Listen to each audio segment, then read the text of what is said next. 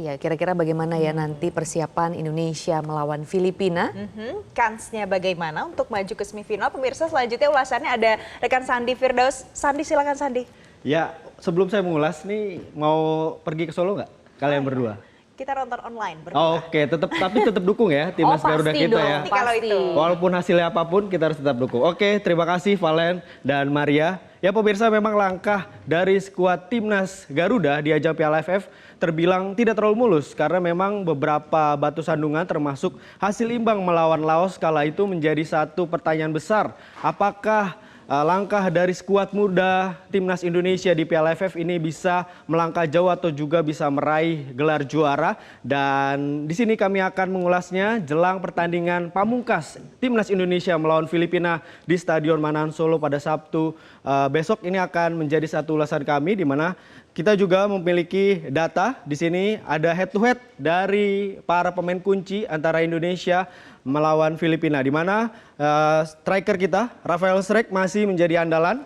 Memang di sini Strijk belum gacor ya pemirsa, karena memang belum terbukti mencetak atau membobol gawang lawan, karena memang 4 gol timnas Indonesia diciptakan oleh pemain belakang semua. Nantinya langkah atau juga gerak-gerik Strijk akan dihalau oleh Capter, di mana back ini juga lincah nih pemirsa, menghalau dari pergerakan sayap maupun tengah pertahanan Filipina. Capter akan mengawal Strijk, tapi akan didukung Marcelino Ferdinand yang kabar baiknya untuk kita semua bisa kembali lagi ke starting line up idolanya Sintayong, di mana memang Marcelino Ferdinand di lini tengah atau juga di lini serang timnas Indonesia menjadi andalan atau tumpuan untuk mencetak gol dan juga membuka peluang. Di mana nantinya ada Bailey, pemain muda juga dari Filipina yang akan coba mengganggu konsentrasi dari Marcelino Ferdinand yang sudah kembali usai dihukum karena mendapat 2 kartu merah sebelumnya dan tidak bertanding melawan Vietnam.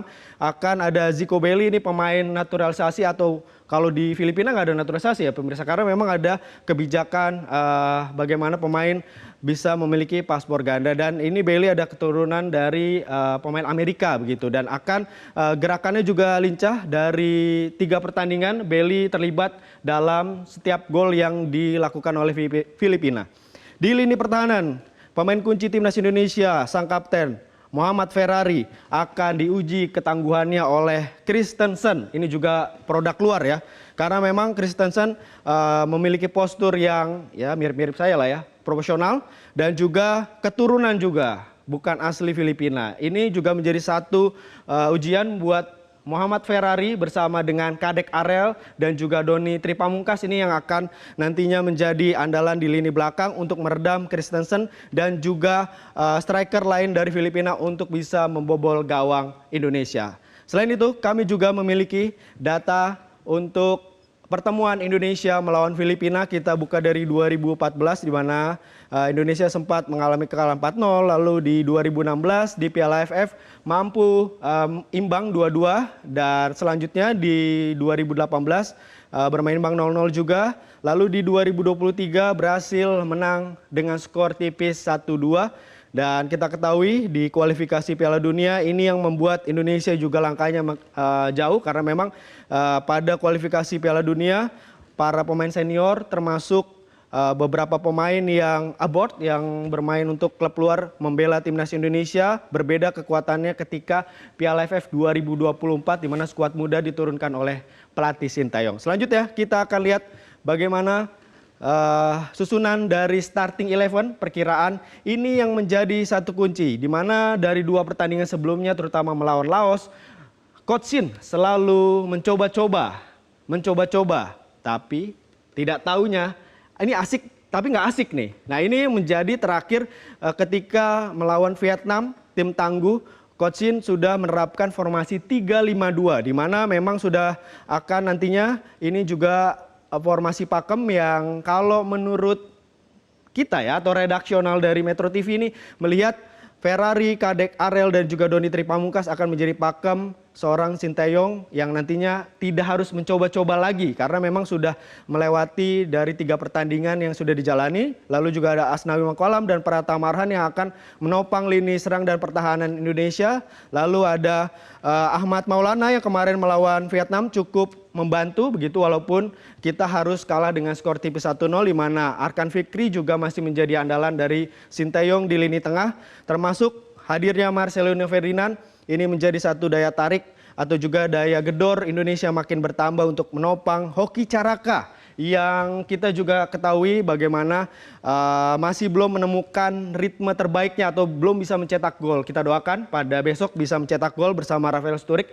Ya semoga lah bisa skornya jauh-jauh ya gitu, lebih banyak tercipta gol dan juga kita minim kebobolan untuk meraih kemenangan. Nantinya ini juga menjadi satu catatan bagi pelatih Sinteyong karena memang beberapa formasi sebelumnya Sinteyong telah menerapkan formasi 3-4-3 melawan Myanmar, juga ada perubahan drastis dilakukan oleh Laos. Ini menjadi satu bayangan yang bisa dibilang ini sudah menjadi pakem dan harusnya Sinteyong sudah menerapkan formasi 3-5-2 yang sudah dimengerti oleh para pemainnya.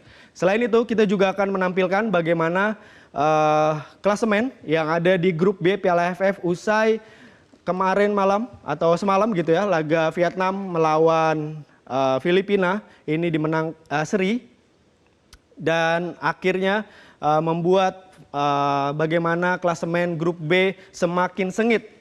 Indonesia dan Myanmar kembar tapi beda pemirsa, karena memang dari sini dilihat sudah selisih gol dan jumlah gol poin sama. Yang dilihat ada head to head di mana Indonesia masih unggul head to head atas Myanmar karena memang sebelumnya di laga perdana Indonesia menang 1-0 atas Myanmar.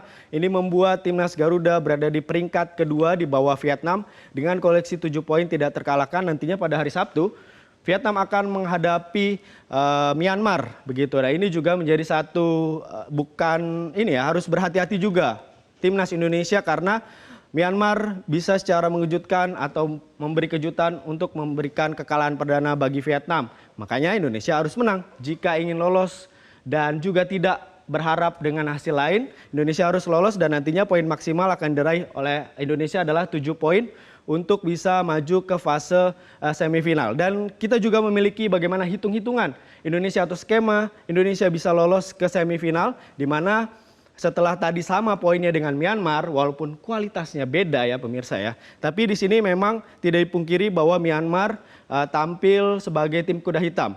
Di mana memang meraih kemenangan dramatis atas Laos membuat Myanmar mendongkrak posisinya. Ini adalah kemenangan Myanmar jika nantinya Indonesia melawan Filipina menang 3 atau 4-1 atau dengan skor yang sangat tinggi begitu, ini tidak berpengaruh lagi dengan hasil Myanmar melawan Vietnam. Selanjutnya juga maka Myanmar hanya boleh menang dengan skor maksimal 2 gol melawan Vietnam. Apakah mungkin? Ya, kita jawab nantinya akan terjawab pada hari Sabtu di mana memang ini adalah skema hitung-hitungan yang nantinya kita inginkan Indonesia harus menang jika tidak ingin berpangku tangan atau juga melihat hasil lain dari pertandingan lain di grup B. Jelajahi cara baru mendapatkan informasi. Download Metro TV Extend sekarang.